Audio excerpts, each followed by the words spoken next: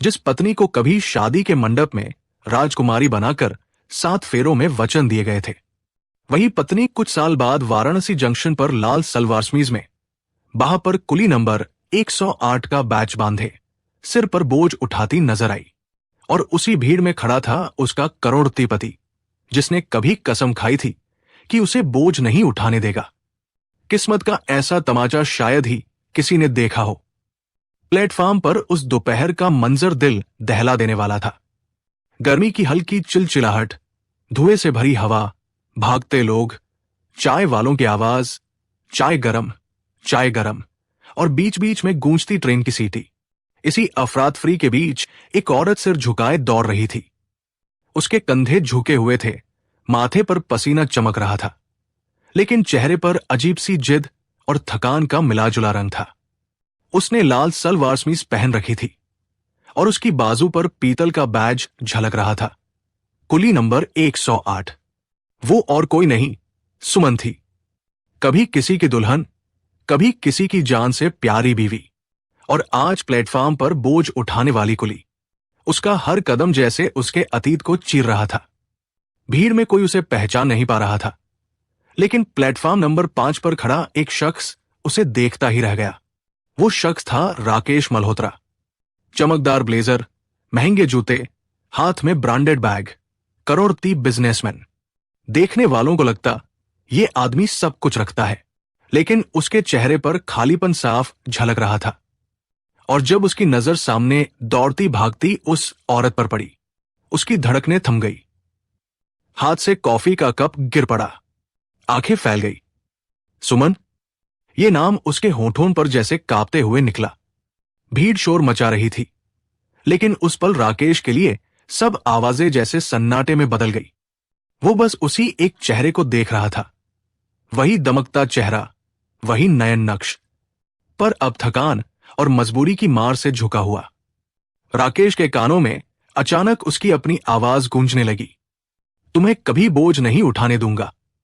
तुम्हारी मुस्कान मेरी सबसे बड़ी ताकत होगी। लेकिन आज उसकी आंखों के सामने वही पत्नी दूसरों का बोझ ढो रही थी। राकेश का गला सूख गया, होंठ कांप उठे।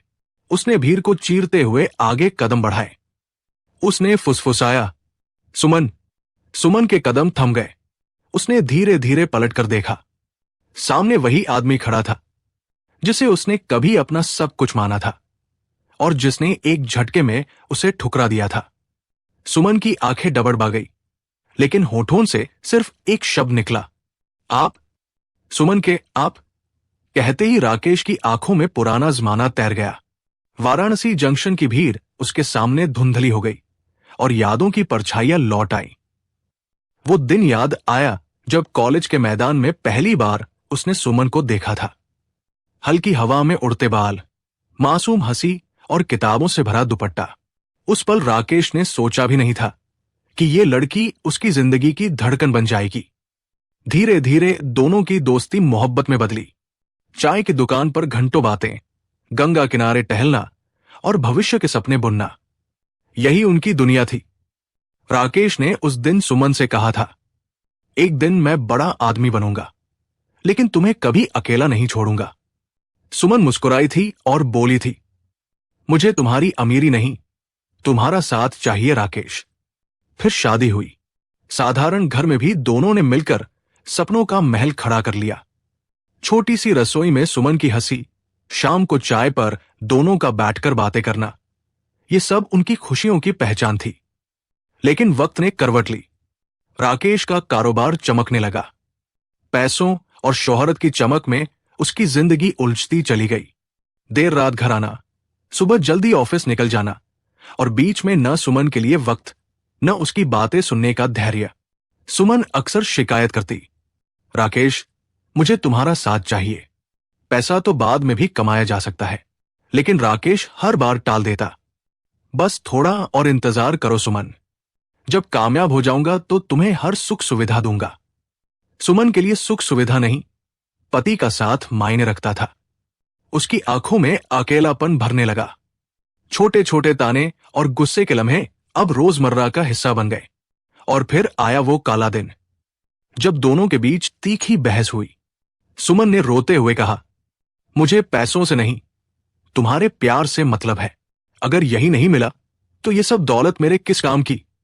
राकेश का चेहरा गुस्से से तमतमा गया। अगर इतना ही दर्द है तो चली जाओ मेरी जिंदगी से, मुझे रोका टोका पसंद नहीं। सुमन की आंखों से आंसू गिरे, लेकिन उसमें आत्मसम्मान भी था। उसने बिना एक शब्द कहे सामान बांधा और घर छोड़ दिया। धीरे धीरे मामला तलाक तक पहुंच गया। कोर्ट के उस ठंडे कमरे में जज ने आखिरी बार पूछा, क्या आप दोनों साथ नहीं रह सकते? दोनों खामोश रहे। वही चुप्पी उनके रिश्ते की मौत बन गई। फैसले की मुहर लगते ही सुमन के सपने टूट गए। मां बाप का सहारा कुछ दिनों में छिन गया। रिश्तेदारों ने भी मुंह फेर लिया। पढ़ाई अधूरी थी, नौकरी नहीं मिली। पेट पालने के लिए मजबूरी में उसने वो काम चुना जो शायद उसने कभी सोचा भी नहीं था, कुली का काम।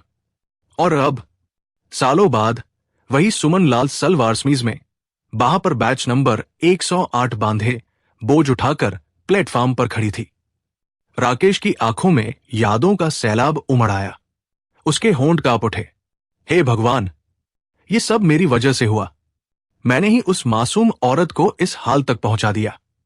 सुमन सामने खड़ी थी, मजबूत लेकिन टूटी हुई, और राकेश के लिए यह दृश्य किसी सजा से कम नहीं था। प्लेटफॉर्म पर खड़ी सुमन सामान उठाकर अगले यात्री की ओर बढ़ने लगी, लेकिन राकेश ने उसका रास्ता रोक लिया। उसकी आंखों में गहरी पीड़ा और पसीने के साथ मिलकर जलते हुए आंसू थे। सुमन, बस एक बार मेरी बात सुन लो। सुमन ने कंधा झटकते हुए कहा। बातें अब बेकार है राकेश। जब दिल तोड़ा था तब नहीं सोचा, अब अचानक यहां आकर भावुक होने से कुछ नहीं बदलेगा। राकेश ने हाथ जोड़ दिए। सुमन, मैं मानता हूं कि मैंने तुम्हें अकेला छोड़ा, लेकिन अब मेरी जिंदगी का मकसद सिर्फ तुम्हें वापस पाना है। मैं तुम्हारे बिना अधूरा हूं। तुम चाहो तो मुझे सजा दो, ताने दो, लेकिन मुझे अपने पास से मत दूर करो। सुमन ने कठोर स्वर में कहा। मेरा पास अब सिर्फ ये प्लेटफॉर्म है और ये लाल कपड़ा। मेरे हिस्से की इज्जत अब यही बैच 108 है। तुम्हें करोड़पति की जिंदगी रास है और मुझे ये मजदूरी। हमारी दुनिया अब अलग हो चुकी है। राकेश ने तुरंत कहा। अगर यही तुम्हारी दुनिया है तो मैं इसमें जीना सीख लूंगा। तुम्हारे साथ रहने के लिए मैं किसी भी हालात में खुद को ढालूंगा। अगर जरूरत पड़ी तो तुम्हारे इस झोपड़े में भी रहूंगा। सुमन चौंक गई। तुम मेरी झोपड़ी में, जहां टूटी छत से बरसात टपकती है, जहां ठंडी रातें आग बिना काटनी पड़ती हैं? तुम वो राकेश हो जो आलीशान बंगले में रहता है, ऐसी और नौकरों के बिना एक रात भी नहीं गुजार सकता, और कहते हो कि मेरे झोपड़े में रहोगे? राकेश की आवाज कांप रही थी, लेकिन शब्दों में सच्चाई थी। हाँ सुमन, अगर वही झोपड़ी मुझे तुम्हारे करीब लाती है तो वो मेरे लिए किसी महल से कम नहीं। तुम्हारी सांसें वहां होंगी तो मेरे लिए हर कठिनाई आसान होगी। बस मुझे एक बार ये हक दो कि मैं तुम्हारे दर्द को अपना दर्द बना सकूं। सुमन के दिल में हलचल मच गई। उसकी आंखें डबडबा गई, लेकिन वो अभी भी कठोर बनी रही। राकेश, ये सब कहना आसान है। अमीर आदमी कुछ पल की भावुकता में बहुत वादे कर देता है, लेकिन सच की पहचान वक्त ही कराता है। अगर सचमुच मेरे साथ जीना है तो आओ मेरे झोपड़े में, देखूंगी कितने दिन टिकते हो। राकेश ने बिना एक पल सोचे जवाब दिया। मैं आज ही आऊंगा, तुम्हारे झोपड़े में, तुम्हारे साथ, और तब तक रहूंगा जब तक तुम मुझे माफ नहीं कर देती। भीड़ ये सब सुनकर हैरान थी। लोग फुसफुसा रहे थे, अरे, करोड़पति अपनी पत्नी की झोपड़ी में रहेगा? ये तो बड़ी खबर है। देखो, प्यार इंसान को कितना बदल देता है। सुमन चुप रही। उसके चेहरे पर कठोरता और भीतर उमड़ते आंसुओं की लड़ाई साफ झलक रही थी। उसने धीरे से कहा, ठीक है राकेश, अगर तुम्हारे इरादे सच है तो मेरे झोपड़े का दरवाजा आज रात तुम्हारे लिए खुला होगा। वहां न तुम्हारे लिए बिस्तर होगा, न एसी की हवा, न तुम्हारे महंगे खाने, सिर्फ गरीबी होगी और मेरे जीवन का दर्द। अगर सह सके तो सह लेना। राकेश ने दृढ़ स्वर में कहा, तुम्हारा दर्द ही मेरी सजा है सुमन, और मैं ये सजा 1000 बार सहने को तैयार हूं। उसकी आंखों में अब कोई बनावट नहीं थी, सिर्फ पछतावा और प्यार की सच्चाई थी। सुमन ने उसकी ओर देखा और पहली बार उसके दिल की बर्फ पिघलने लगी। रात ढल चुकी थी। वाराणसी की गलियां दीपकों की टिमटिमाती रोशनी में डूबी हुई थी। सुमन थकीहारी प्लेटफॉर्म से लौटकर अपने झोपड़े की ओर चली गई। रास्ते में मिट्टी की पगडंडी, टूटी फूटी दीवारें और चारों तरफ अंधेरा पसरा था। उसके दिल में तूफान मचा था। क्या राकेश सचमुच आएगा, या ये भीड़ के सामने कहे गए कुछ शब्द मात्र थे? लेकिन जैसे ही उसने झोपड़ी का पर्दा हटाया, उसके पीछे किसी के कदमों की आहट गूंजी।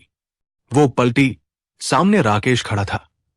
हाथ में उसका ट्रॉली बैग नहीं, बल्कि वही साधारण थैला था जिसमें उसने रास्ते से कुछ सब्जियां खरीदी थी।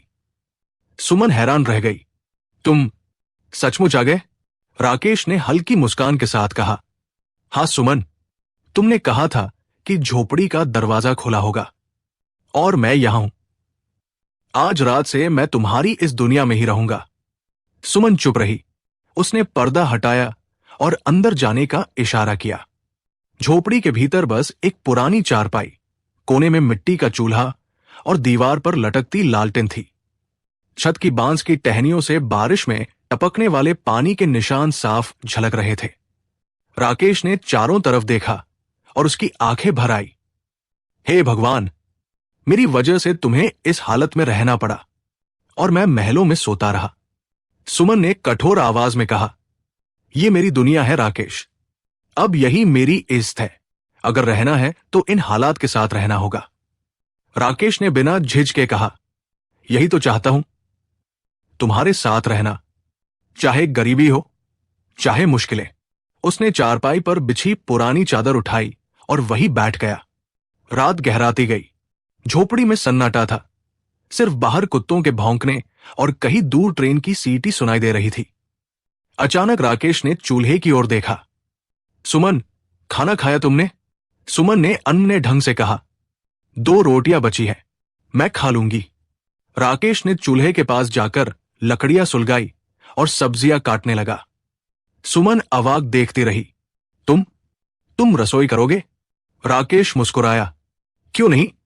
जब हम शादी के बाद छोटे घर में रहते थे, तब भी मैं तुम्हारे साथ चाय बनाया करता था। आज भी वही कर रहा हूं। सुमन की आंखें भर आई। वो चुपचाप उसे देखती रही। कुछ देर बाद मिट्टी के चूल्हे से उठती खुशबू ने झोपड़ी को भर दिया। राकेश ने सुमन को थाली में रोटियां परोसी और कहा, आज पहली बार लग रहा है कि मैं इंसान हूं, सिर्फ करोड़ती नहीं। सुमन का दिल कांप उठा। उसने कांपते हाथों से रोटी उठाई, लेकिन आंखों से आंसू टपक पड़े। राकेश, तुम सचमुच बदल गए हो, या बस कुछ दिनों का जोश है? राकेश ने थाली उसके सामने रखकर उसका हाथ थाम लिया। सुमन, अगर ये जोश है तो ये मेरी सांसों के साथ खत्म होगा, और अगर ये सच्चाई है तो ये मेरी आखिरी सांस तक रहेगा। अब मेरे लिए इस पैसों से नहीं, तुम्हारे साथ से है। सुमन की कठोरता धीरे धीरे पिघल रही थी।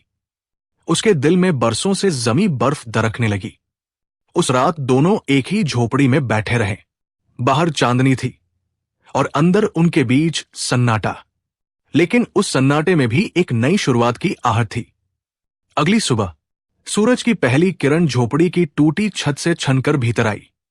सुमन ने धीरे धीरे आंखें खोली और हैरान रह गई।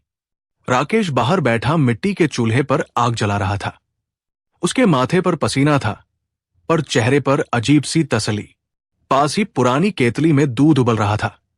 तवे पर रोटियां सिक रही थी और अदरक पत्ती से चाय की खुशबू पूरे आंगन में फैल रही थी। सुमन ने चौंक कर पूछा, राकेश, ये सब तुम? राकेश मुस्कुराया, लकड़ी को सीख से हिलाते हुए बोला, हाँ सुमन, सोचा तुम्हारा रास्ता थोड़ा आसान कर दूं। इतने सालों तक मैं महलों में ऐश करता रहा और तुम यहां हर दिन आग धुएं में झुलसती रही। आज लगा कि मेरी गलती का हिसाब शायद यूं ही चुकाया जा सकता है। सुमन के गले में कुछ अटक गया। उसकी आंखें भर आई।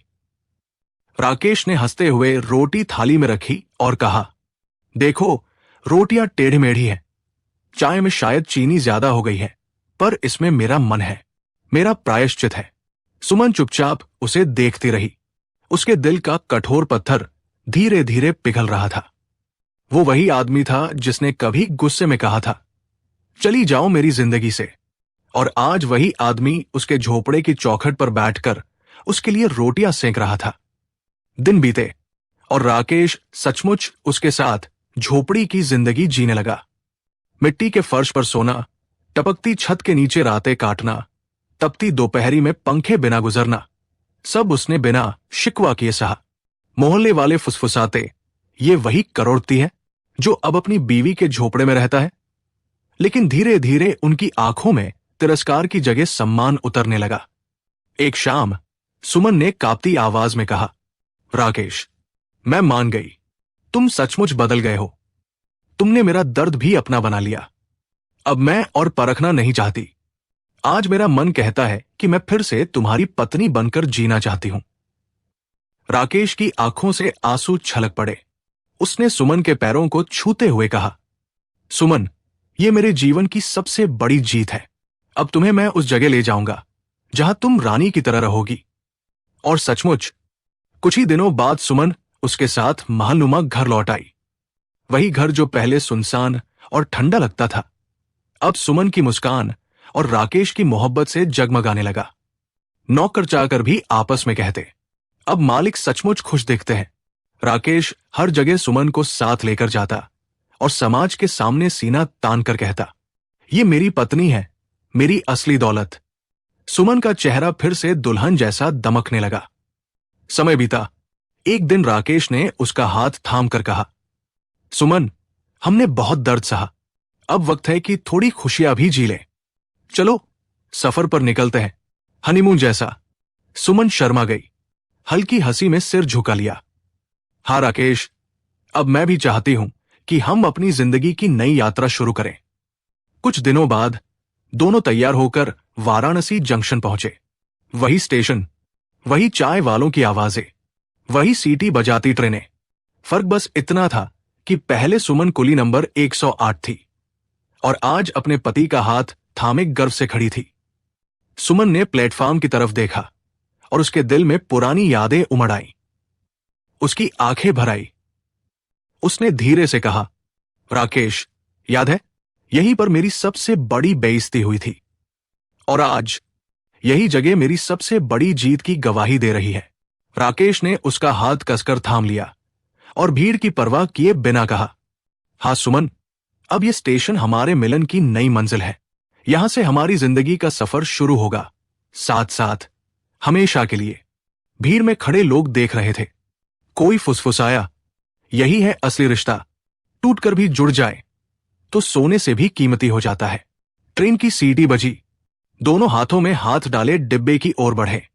प्लेटफॉर्म की गहमा गहमी के बीच उनकी आंखों में सिर्फ एक ही बात थी, अब दर्द का सफर पीछे छूट चुका है।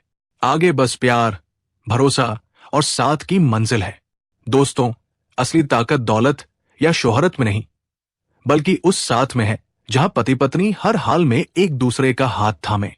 भरोसा और सच्चाई हो तो झोपड़ी भी महल बन जाती है और टूटा रिश्ता फिर से जुड़ सकता है। क्या आपको भी लगता है कि अगर पति पत्नी एक दूसरे को दूसरा मौका दे तो हर गलती माफ हो सकती है?